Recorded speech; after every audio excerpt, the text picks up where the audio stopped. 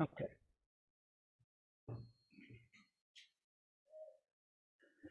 Okay. Hello. Thank you for joining us in this Shiatsu Talk. Today, we are here to talk about a workshop, Michael, you are presenting in Portugal, Lisbon, on 1st and 2nd of July about Shiatsu and trauma. Yeah? I would like to start because all of us have a story about how or why you start your journey in Shiatsu, and I know your journey starts with the back pain in India. It's true. I love this Yeah, story. Can you tell this story for us, please, Michael? yeah. I will. It's a long story, so I'm gonna try and keep it short. Yes, a short, yes, please. In my early 20s, all I wanted to do was to work and travel. So I got jobs where I can make quick and good money, so I could travel. But in one of those jobs, I had a back injury, and it was a construction job, big office towers, and I didn't tell anybody in my crew because I was the youngest, and construction is very macho, and us men have to be really macho. So even though I went like this with my back, I didn't tell anyone, so I continued to work. But by the end of the day, I could barely walk, and I went to the doctor. That's what people usually do back then, especially. I didn't know about therapies. And the doctor gave me painkillers. 1 day, 2 days, 3 days, the pain didn't go away. If anything, I was constipated, agitated, and irritated and upset.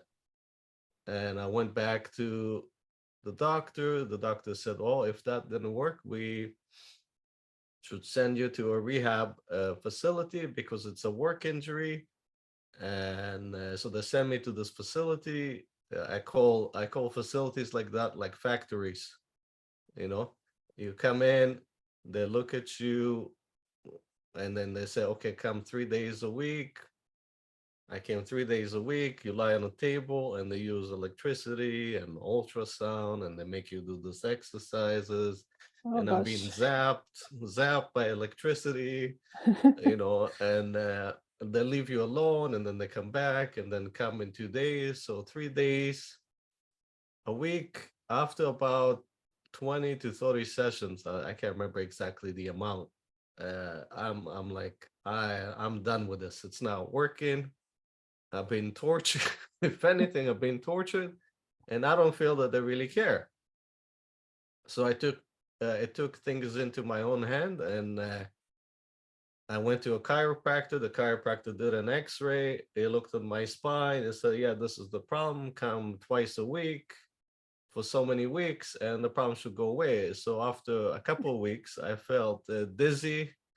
I had balance issues from all the cracking, and I said, "No more chiropractor."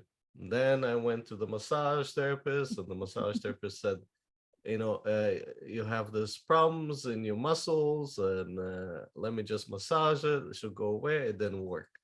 Then I went to the osteopath. It didn't It's a work. never-ending story, Michael. Yes, yes. And then I went to the acupuncturist. It helped a little bit, but it didn't go away. So fast forward to a year goes by, the pain doesn't go away. I gain weight. I'm depressed. I can't work. I can't do anything. I'm grumpy, and I don't understand why this pain is not going away. And one day, after asking myself over and over, why am I suffering so much? Why am I suffering so much? Organizing my closet out of all things, suddenly my subconscious revealed memories that my mind completely forgot about, erased. And there were memories of traumas that occurred to me when I was young. And when people sometimes, not sometimes, when people all of a sudden realize memories that they've forgotten, years later, it can be quite scary, especially if they were quite traumatic. So I didn't know what to do with myself. And the only thing I knew in my early 20s, being a macho guy, was to numb the pain. So I went to drink with my friends and make this memory somehow go away. And but the next day, I couldn't forget what I saw. So I went into a deep, dark depression. Luckily, an ex-girlfriend of mine who studied psychology, and we still remain friends. I decided to call her and I said, "This is what's going on." And she encouraged me to go and see a therapist. And I went, and the therapist was really good, and he helped me understand what I was going through, helped me understand my trauma, and I went into therapy. And he also encouraged me to find meditation. And between meditation and therapy, in a few years, I managed to heal my pain and my trauma. And what I understood from that process, that my back pain, even though it was an injury, had a lot to do with repressed emotions. And it was just a breaking point that came about through that injury that kind of cracked a dam, a dam that keeps all the water, in those big rivers, and the water started to gush out, and I had to do something about it. And luckily, between the therapy and meditation, a few years, I managed to heal my trauma. And that's when I went to India. And in India, I found my purpose in a way. I found my purpose, and I discovered Shiatsu. And I chose that to be a therapist at the age of 25. Yeah. Yeah. I love this story. Michael, with your experience about working with the trauma, and how is the importance to the work in body minds, and how the shiats can help in these situations? Great question. When I discovered meditation and I saw, with the encouragement of the therapist, I saw how beneficial. I had a really profound experience in my first time meditating. And I had, and still have that personality that if something really grabs my attention, I have to understand it inside out. So once I had that profound first time experience of meditation, I decided to sign up for a 10-day silent retreat at the age of Wow. 22. And everybody around me thought I was going crazy, because back many years ago, not many people meditated, and people that meditated maybe were part of an occult, or they're going to brainwash you. There was a lot of fear around meditation. So all my friends and family thought I was going nuts. And but it was one of the best things I did, because in silence for 10 days and about 10 to 12 hours a day, you're meditating. I understood, by experiencing this body-mind connection. I saw how, and I went there still with my back pain, and sitting Yeah, there for 10 hours a day, physically very demanding. But I that's not saw and easy. I understood. Yeah, I understood this body-mind connection. So that was my, in a way, the beginning of my exploration, right? And fast forward to when I chose to be a therapist, when I started to look at all the different therapies, I wanted something that was based on what I was discovering. How the mind affects the body, and how the body affects the mind, and what are the emotions, and how the past comes in, and how, this whole experience that I had during that 10-day silent retreat. And out of all the therapies, Shiatsu had that kind of theory and perspective. And because of touch, and touch was something that was really important to me and natural, I said, this is it. This is the therapy. This is the vehicle of what I've experienced so far and what I've learned so far. in those intense silent retreats, and I did about actually 8 of them in my 20s. Yeah. Yeah. So Shiatsu has a lot to offer. We have the theory, we have the tools, the emphasis on working on self and regulating yourself. And when you approach a treatment, we have the taking account the emotions and the psyche and how that influences the meridians.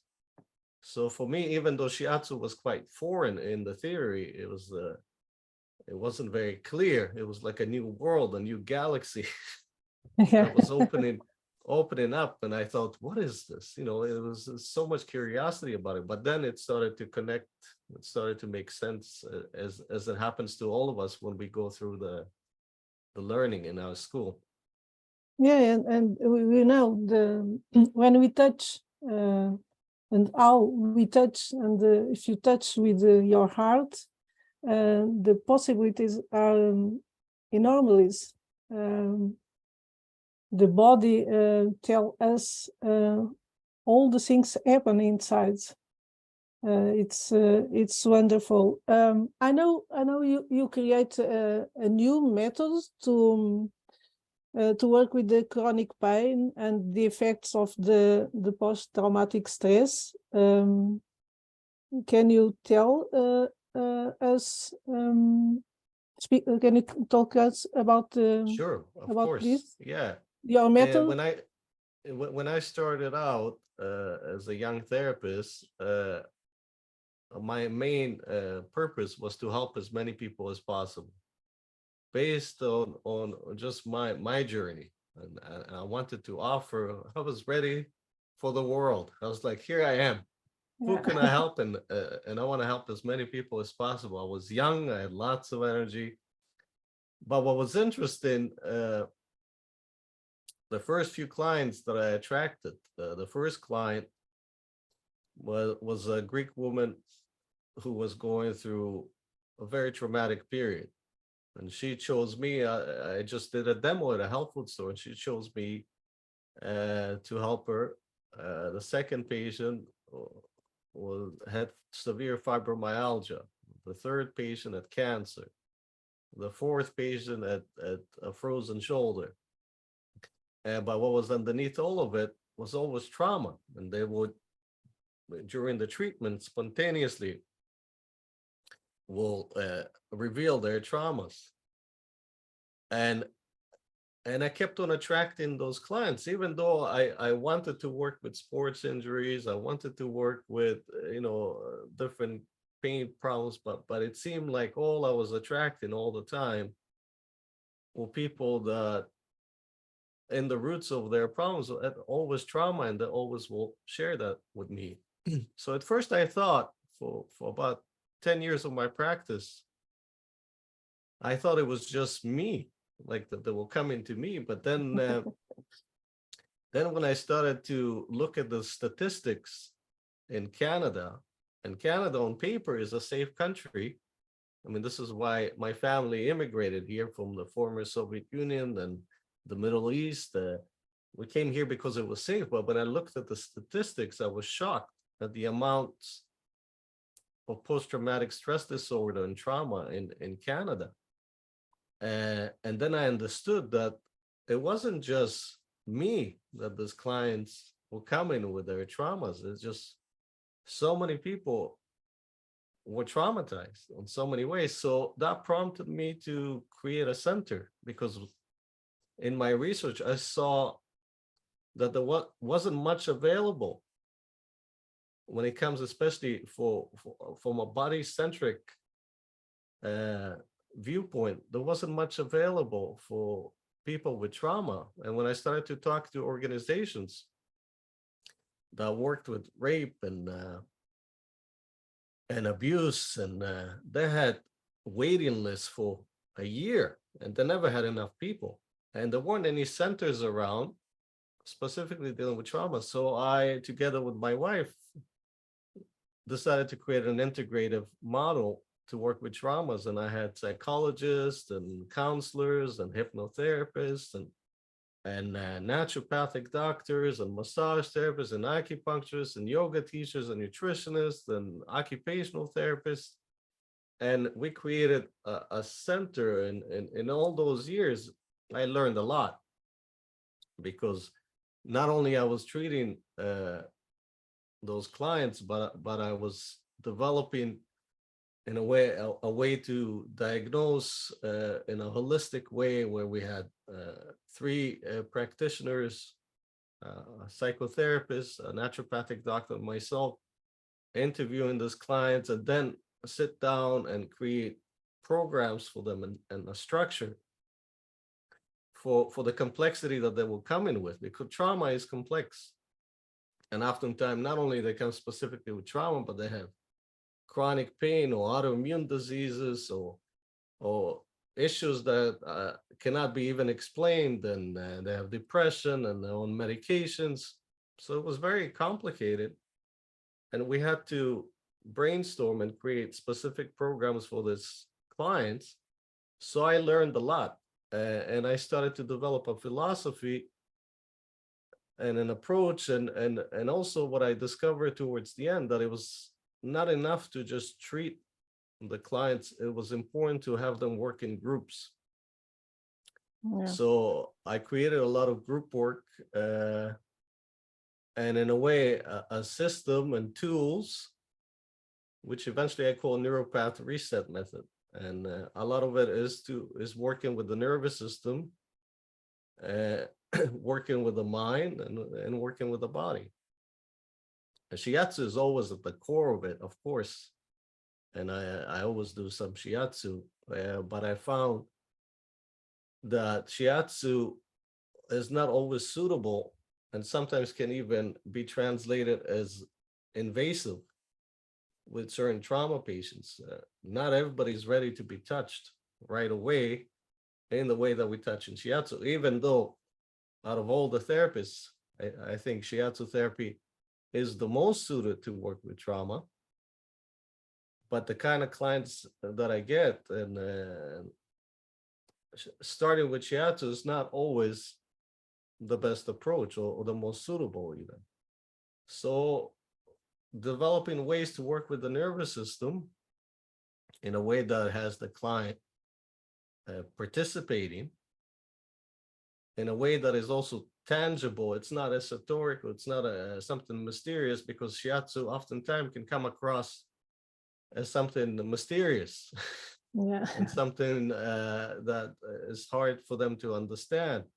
And even touching the abdomen to do a heart diagnosis can seem like a threat to the person, especially if they've been, again, abused or tortured. I work with torture victims, sexually abused women and men, highly traumatized, highly sensitive.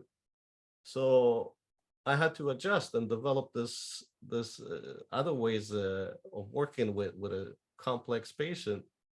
And Yeah, it's a great starting, work you do in your center. starting with the nervous system, I find oftentimes is quite easy, and especially when the client is very much actively involved. They're not passively lying there, or even certain positions with some clients can trigger a trauma.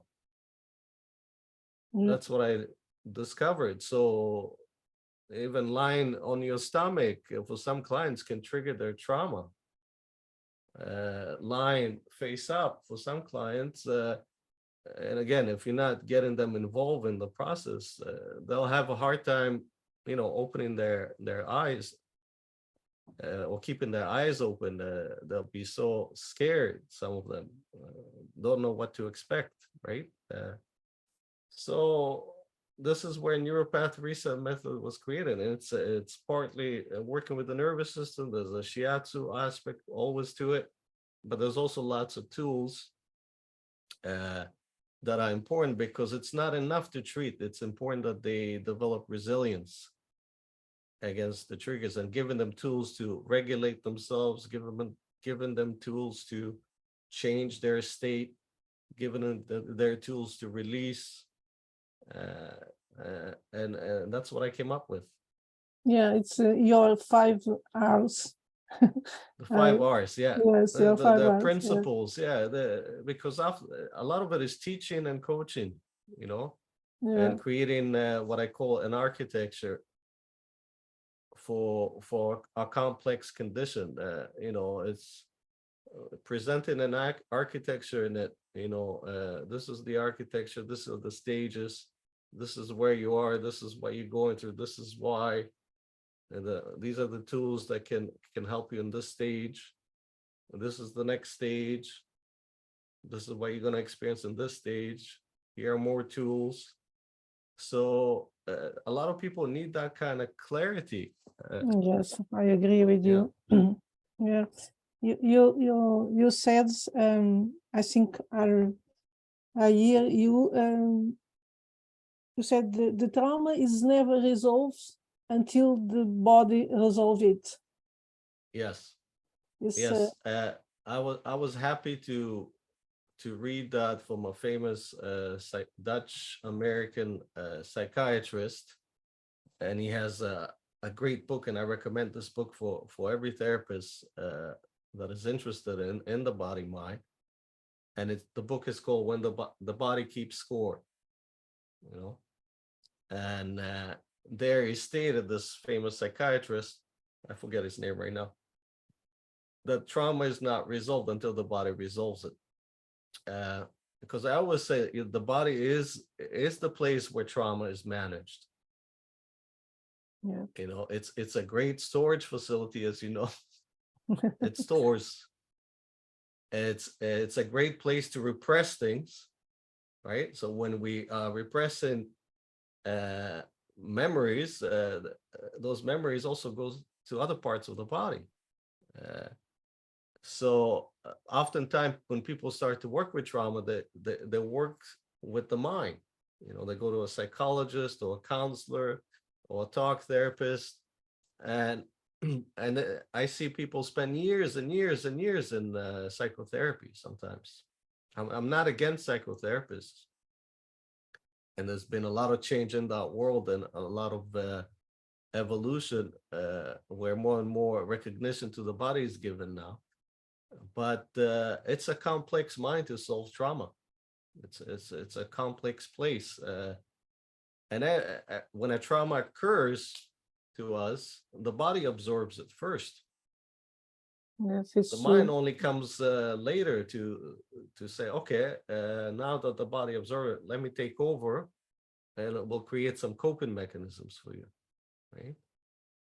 So those coping mechanisms create defense, a great defense system, you know, and it Yeah. can be quite sophisticated. So oftentimes I feel almost like a thief trying to get through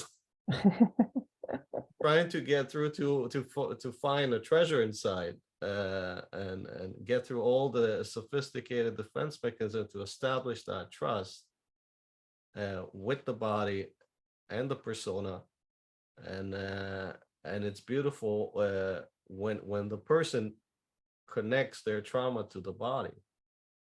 You know, when you bring that awareness of the mind and body, then the person can really be ready to release it. Yeah, it's true. Michael, I'm curious. I have my practice and my experience, but you work a lot with the trauma. In your practice, if the different traumas reflect in different parts of the body, or are more common parts of the body where the trauma se manifests? Well, it's a great question, and after working with almost 15,000 people, you Yeah. see certain you see certain patterns, you know, and that's what I love about this work, because you know, you start to see patterns, and you start to see common things, and of course common areas. You know, that's why shiatsu therapy is so fantastic, I believe, because we work so much with the abdomen, and there's so much so many traumas that are stored in the abdomen, right? Yeah. And one of my favorite things since I created this group work is in the group work, when I take through the group through the different tools. One of the tools is doing self shiatsu on the abdomen, doing hara work. Yes, hard work. I love But hard but work. Yeah. that's right. But before I even start the workshop, I always tell them, some of you are gonna realize things you've forgotten. Some of you are gonna remember things that you didn't know even existed. Some of your pains will go away. Some of you are gonna break down and gonna cry. And one of you is gonna get so agitated you would want to leave. And I won't be doing anything, and you're gonna be doing all the work with yourself. And it happens every time. And when they get to the part of working with the hara, the last group that I took, for example, there was a woman that said, "Oh my God, now after years of therapy, I finally realized what was that single event that has triggered me for my whole life." And it was just by working herself with the abdomen. It's So a lot definitely of it's incredible. I have a story Mhm. about a work in my area where I studied with Solgunen in Croatia. Um, one day, one guy in the morning work in my area, and it's so painful for me. It's not painful physically. And I thought, if you do go out, I kill you. You know, it's a hunger. I don't know. It's inside me. It's awful. And in the afternoon, other I work in my area, and in that time I have some things to decide in my life, and the work give me such clarifications about the things I have to decide. During the work, I saw I'm going for this way, and this kind I do for that. It's for me, it's the best therapy I receive in my 20 years yet, because Yes, it's incredible. This hour work, um, and I, I told to him, when I have problems to resolve, I'm going to your country and to work in my area, and my mind open, and I see what I have to do. And that's the work in the area. It's incredible. It's incredible. yes, I yes. understand what you say. Well, when we have traumatic events again, even when I work also a lot with kids, and over the years, so how many parents have brought their kids with stomach problems, right? uh, That where they take the kid to a specialist, and the specialist does this, I don't know what's going on. Everything looks fine.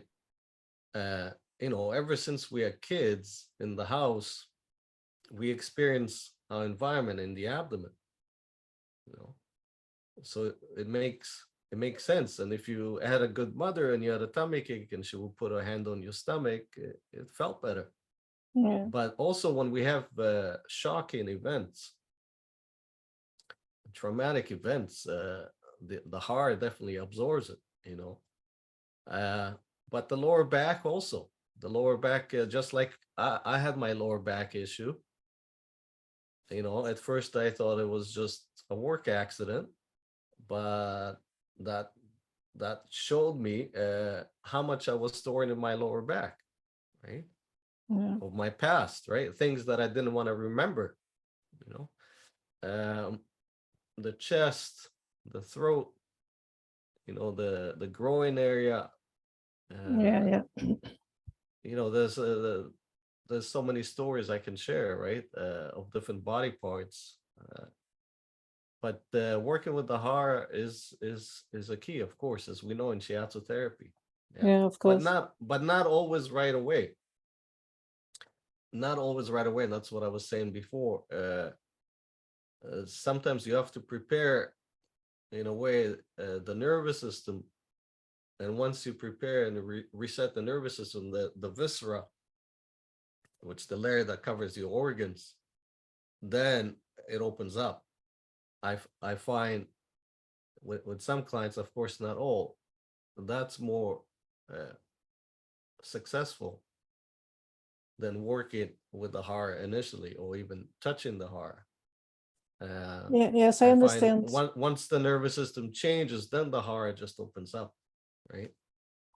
Yes, and I think it's important to start sometimes with the nervous systems and not touch the beginning in the heart. I agree completely what you said. First, nervous system, the person it's more open and we work better. Yes, Michael, you said we are all traumatized. And I can understand what you say. You are more consciously or not, we all have pains to deal with. And I think the shiatsu have a great work to do here in these situations, in the touch, in the trauma, in the touch, the self of the client, to connect with the higher self. What is your experience with these situations? Because and one of the students asked me to ask this. Sometimes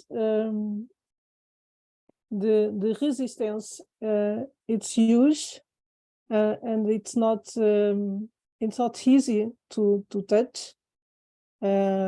But yes, we have to try and to connect with the self of the client. You want to speak your Yes, experience about this? yes. I mean, uh, we are all in a way traumatized, Yeah. and it starts even when you're in your mother's womb. You know, many mothers go through a lot of traumas.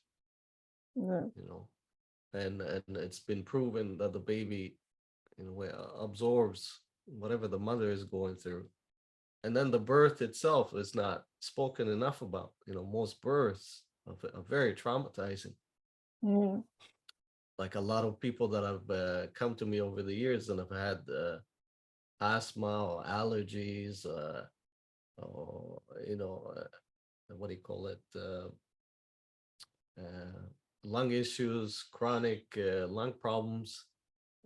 Oftentimes, I finding out that in their birth, the umbilical cord was tied around their throat.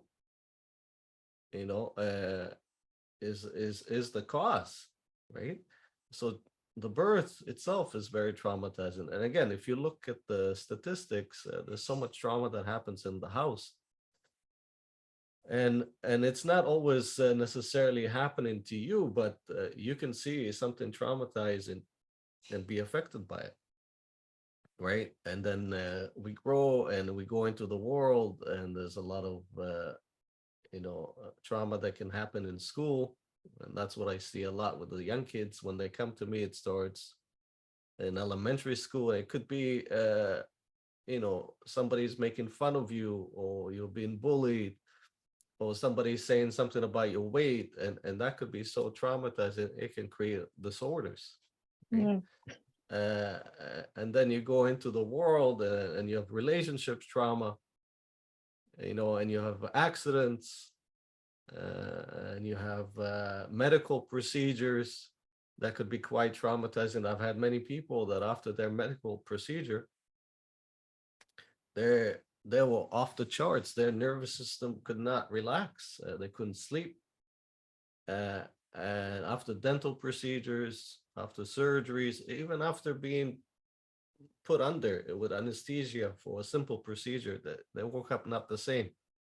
Yeah. So we all experienced losses and shocks and traumatic events.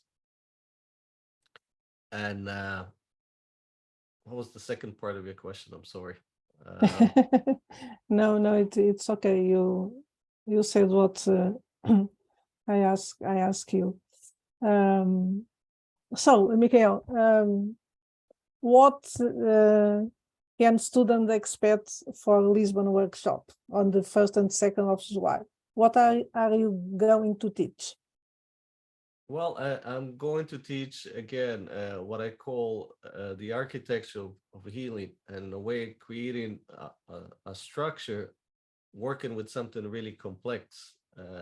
Because, oh, you were talking about resistance. Yes, resistance is something that we always are dealing with as individuals, resistant to change, right? And when clients come to us in chronic conditions, especially with trauma, it's a very complex type of client. Most of the time, they won't tell you the truth. Yes, it's true. Most of the time, they won't tell you the truth, and they can be quite tricky. One day they love you, the other day they hate you. One day you are the savior, and then the next day you are the enemy, the cause of all their problems. So you you have to be, in a way, so clever yourself as a therapist, and understand that when you're dealing with a complex issue, you're dealing with resistance. You're always going to encounter resistance consciously, behaviorally, energetically, and psychically even. So with that said, taking that into account, with what I found working with many complex clients, you have to create, in a way, order for them, a structure, and get them very much actively involved. And I warn all the clients that start to work with me, I warn them, yeah, I would be happy to help you and and and and and I'll do my best. But there's one problem, and the problem that is going to be in the way, and the problem is you. So taking that into the account, and making them, in a way, responsible, that me and you going to do it together, that requires a certain order. Like, that requires their involvement within their capacity too. You have to understand what capacity they're coming with. Meaning, some people that, again, are under extreme conditions, extreme vigilance, they are exhausted. A lot of burnout or chronic fatigue. It's a very exhausting state. So they don't clients like that don't have much capacity to change.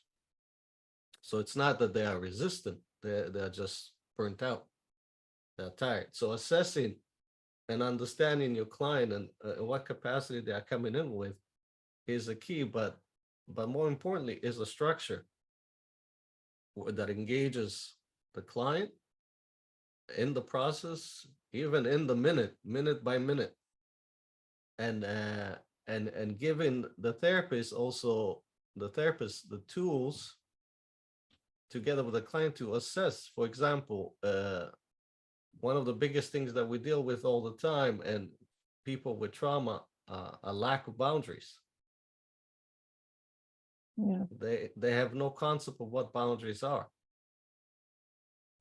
And that's what, in a way, is re-traumatizing them, is their lack of boundaries. So it's important also for the client, for the therapist, to assess the boundaries of the client. And there's a way, and that's one of the tools that I would teach in this workshop. It's important to create boundaries, because boundaries, if they don't exist, then there's no trust. And if there's no trust, then there'll be tremendous resistance. So one of the things that we have to establish with our clients is trust. But if you include boundaries into it and engage the client in understanding viscerally visually their boundaries. That it's like a muscle that can be measured. It's a muscle that can be flexed, and it's a muscle that can become resilient. So that's one of my favorite tools to teach is boundaries, and then tools to, in a way, disarm the protective barriers. We develop very sophisticated protective barriers. Mhm. And this is where I joke. I say, oftentimes I feel like I'm breaking into a high security prison. But they develop very sophisticated habitual protective patterns, and they're not cognizant of it. But in the with the body and the nervous system, it's palpable, and in a way, Yes, it's true. mapping that out for them is important. And as a therapist, learning how to disarm them in a way that is very easy. And when I say easy, I mean the nervous system has to experience change with ease, because people like that live under those conditions do not understand what ease is. So everything is an effort, and there's a lot of treatments that try to bypass, in a way, the person and their nervous system and those protective barriers. So the nervous system actually becomes even more vigilant. That's why some of those clients are treatment resistant, because many of the methods try to pass through those protective barriers forcefully. And so I develop, in a way to do it easily. And again, with the awareness and engagement of the client.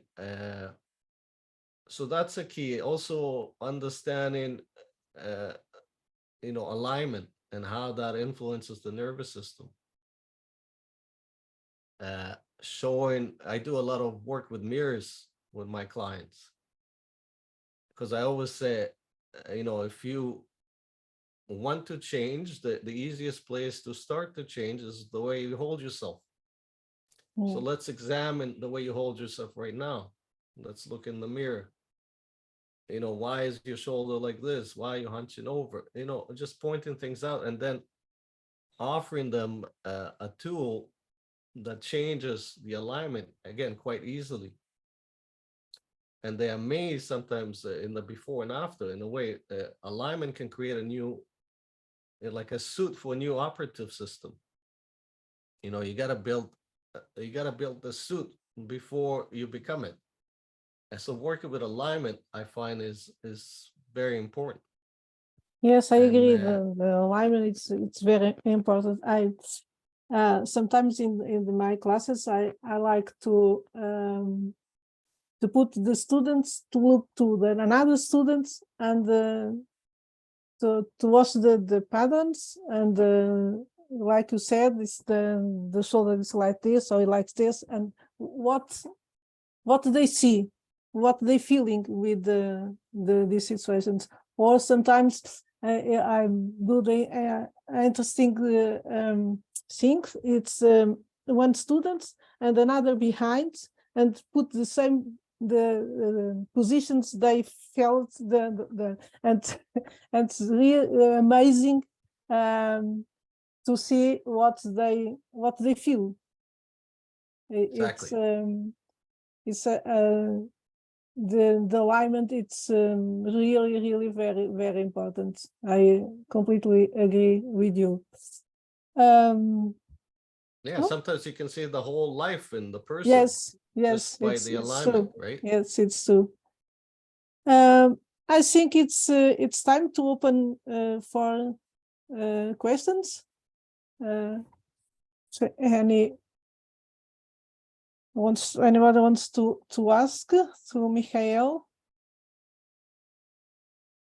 No. Yeah, it would be lovely to hear some questions.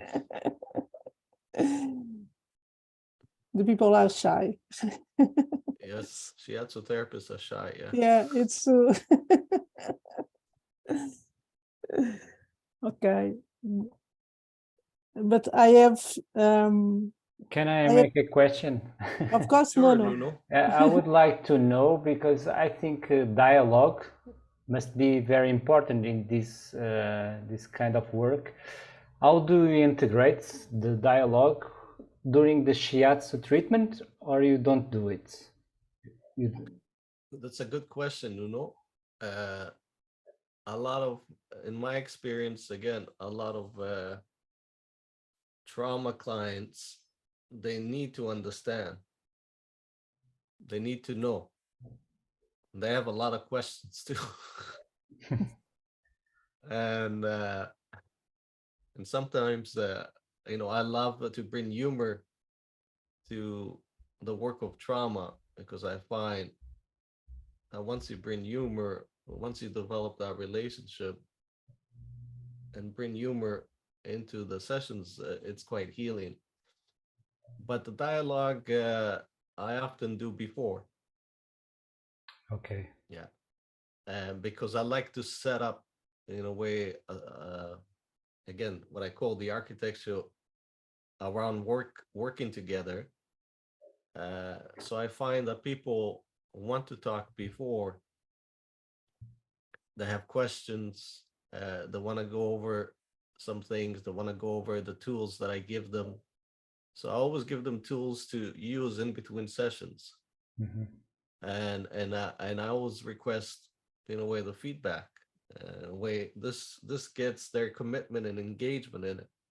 So there's a lot of interesting things that can come up, as you know, after sessions, and I make them keep a journal in between the exercises that I do, but also keeping track of what's going on after the sessions, what's going on in their lives, how the tools that I give them, how they work in real life when they're out there in public, or when they're out there against, with the person that triggers them.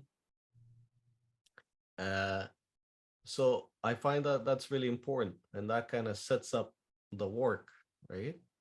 But oftentimes things can happen in the session, and again, I get them engaged in the sessions. I bring their awareness in, because a lot of trauma clients also have an avoidance tendency. So they just check out. They want to lie down, and oftentimes you feel it in the chi. The chi is not moving. It's not alive. It's when the person disassociates. So slowly getting them engaged, even in the treatment, bringing them into the present moment is a key. So yeah, dialogue is important. Yeah. Yeah, but not much during the treatment. Just suggestion, proprioceptive suggestions, or bringing the patient's awareness to a part of the bodies, things like this. Yes, but there's some clients that they need to process even during the body work, and it actually helps them. Yeah, It helps them, and it happens, especially initially in the first stage that I call, it happens, and then they start to quiet down more, you know. But sometimes, when you work with the body, I find sometimes people just need to process, right? And yes, by the end of it, they get quite tired. I obviously, at times, they just need to be quiet, right? And you, as the therapist, have to discern when to allow them to speak, when they need to speak, and when to just say, it'll be better if you just relax right now, and it's important that your nervous system settles. If you keep your eyes always open, your nervous system is stimulated, and we want a different effect. yes. Thank you. Okay, Michael, I have a question from a student. They can't stay here, and send me an email to ask you. One of them work in the associations of support to the victims here in Portugal, and they ask if you Support ever the victims, you said? Yes. Okay. The Portuguese Associations to Support Victims, APAV. And they ask if you have a specific protocol to work with the traumas, and ask because she says in these situations when they receive victims, they don't work with them immediately. They start to work for 4 weeks. The the events occurs, and she asked in your experience, you think it's better to start to work with the victims the day before the situations occurs? Right the day after, you mean? Yeah. And this is with victims that have been traumatized by what specifically? It's she doesn't refer, but I think it's depends the situations. Yeah, I mean, Because obviously, if it's something severe like rape or of course torture, it's a sexual abuse. yeah, yeah. If Maybe it's something it's not good severe, to. yeah, exactly. But there's still some things that you can do. If I've worked with many women and men over the years, that unfortunately, that happens a lot in our society. And again, when I came across the stats here in Canada, I was quite shocked. Uh, and there's so much shame and guilt around an event like this that unfortunately a lot of women and men don't speak about it, right? And even if they speak, sometimes they're not taken seriously. So with that said, I never had someone. I've had people that have come to me, a week or so later, but not right away, like a day after. Yeah. But a weekend, you can start to work with clients like that. Uh, but yeah, again, I nothing invasive, nothing deep, and all I do is again through my protocol of working with the nervous system. I work a lot with the vagus nerve, Yeah. and it's all to create minor changes in the nervous system. Very subtle work, lots of holding, nothing invasive. Yeah, until you could feel their body when they come in. Their bodies are so contracted, and they're so vigilant. And obviously, there's a lot of crying. There's a lot of emotions, right? So it's a lot of it is learning how to hold space for a person like that. And I've had many women, especially when I was younger. I didn't expect this, but back then I wasn't known for working with trauma, but a lot of women came to me, and after a few sessions, they revealed to me what has happened to them, and they said, "Thank you so much. You are the first man I've allowed to touch me since this event happened, you know, and this has been so healing for Yeah. me." So yeah, but with shocks, sometimes if something shocking, like I've had people that unfortunately had shocking events and have come to me right after shocking events, like for example, somebody driving and they run over a person, they unfortunately killed them. Yeah. So traumatizing, and they came to me right after, and it was really helpful for them. Or somebody that has experienced a shocking accident, I found a lot of the time when people have accidents or procedures, if they get treated right away, it actually is very, very helpful. Because oftentimes what is not treated in accidents, work accidents, car accidents, crashes, or even medical procedures is the shock. So if they come right away and you're able to allow the body to release the shock, Yeah. the trauma pattern reverses. But if the shock is not released, this is where oftentimes people have post-traumatic stress, or they have chronic pain that doesn't go away, or they have all kinds Yeah. of issues, sometimes for years and years and years. And all it was unprocessed shock.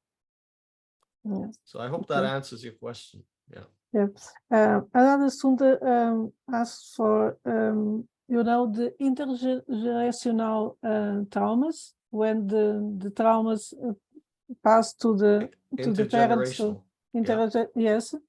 Um, Yeah. And this is where you see patterns, a lot of patterns.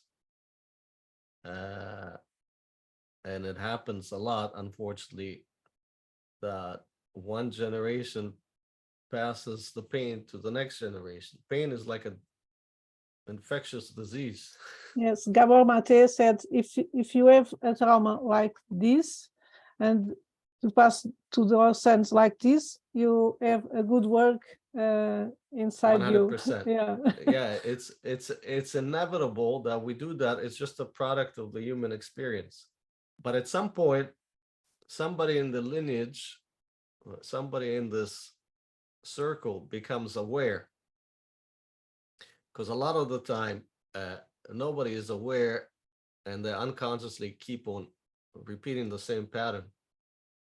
But in my experience, there's always someone in the one generation or one in the family that becomes aware of this and wants to change this somehow.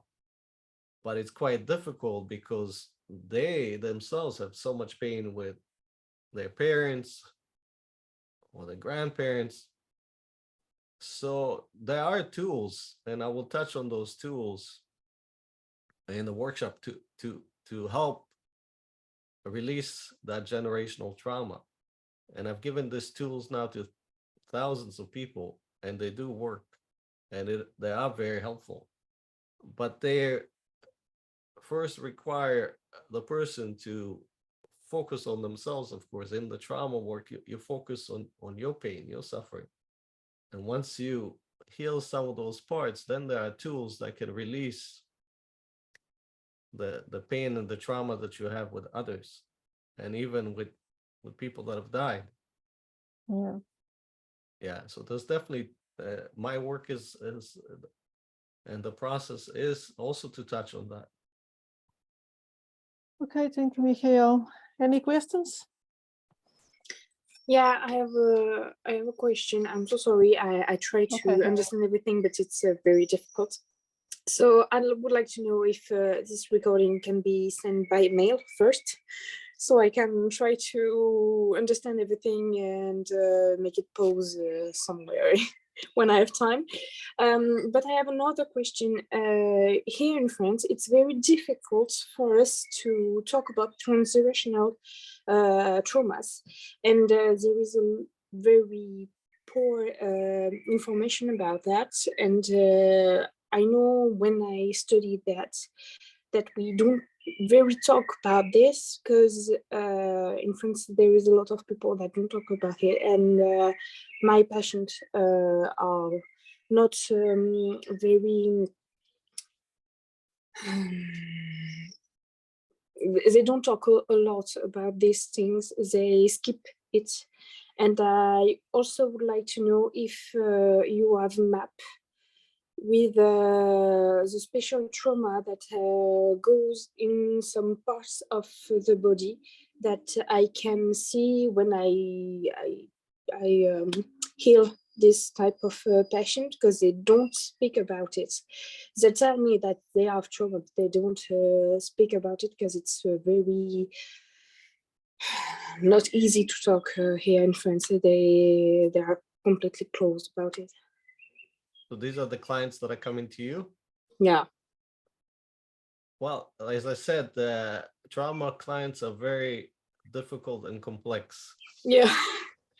So part of it is you have to earn their, I'm not saying it is not true what you just said, but part of it is you earning their trust so they can start to speak about it.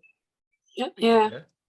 You understand? And I find that's a big part, because once you earn their trust, they'll talk about anything.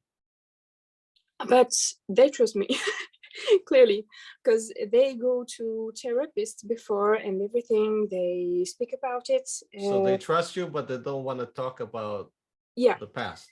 Yeah. They don't want to talk They about what happened they with their tell me that parents. they have here it's pain here, but okay. And I'm like, yeah, but you have trauma, and where can I find if it's in the shoulder or somewhere else? But they don't speak trauma clearly. They always I see. Yeah, yeah. Well, in that case, you have to develop again tools that brings the awareness to the present moment and ask them open-ended questions. okay. You know, you don't get their conscious mind involved, you get their subconscious mind involved. And that's for us shiatsu therapy. Shiatsu therapists, sometimes it's easier because once we relax the body, the subconscious comes a little more to the surface. So when you get their subconscious involved in the process, and just great tools that I've learned with dialogue is with God, clean language with Nicholas Pohl. If you get his book, he's the expert on using again body-centric language. Okay. And ask some open-ended questions as if you're creating a dialogue with the body, not with the personality. Okay. Because I have some kind of map that I don't know that is from a book by Michel Odoul.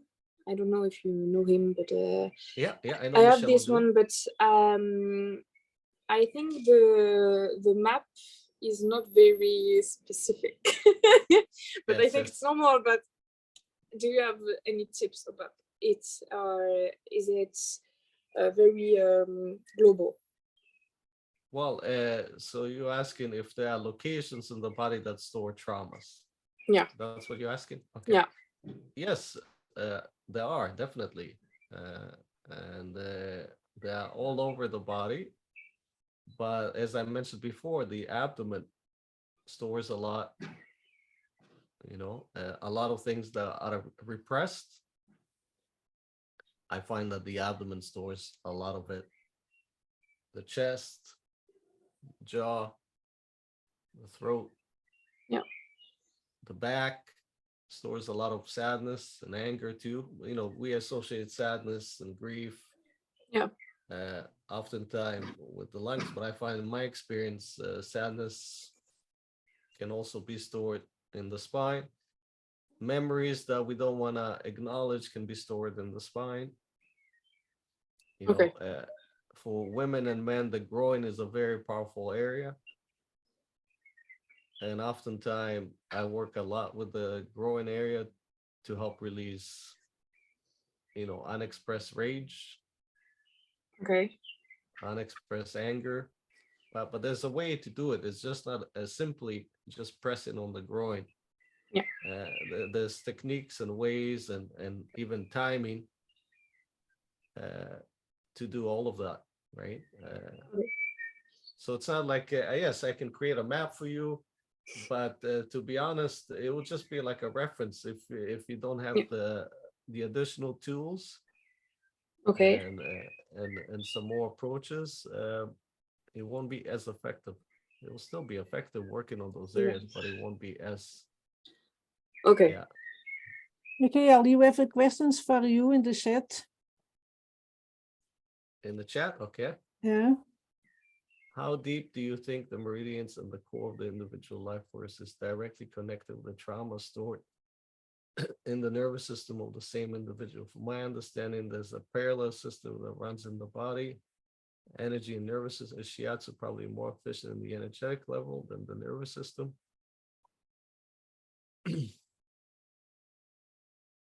Well, the nervous system and the energy system are interchangeable.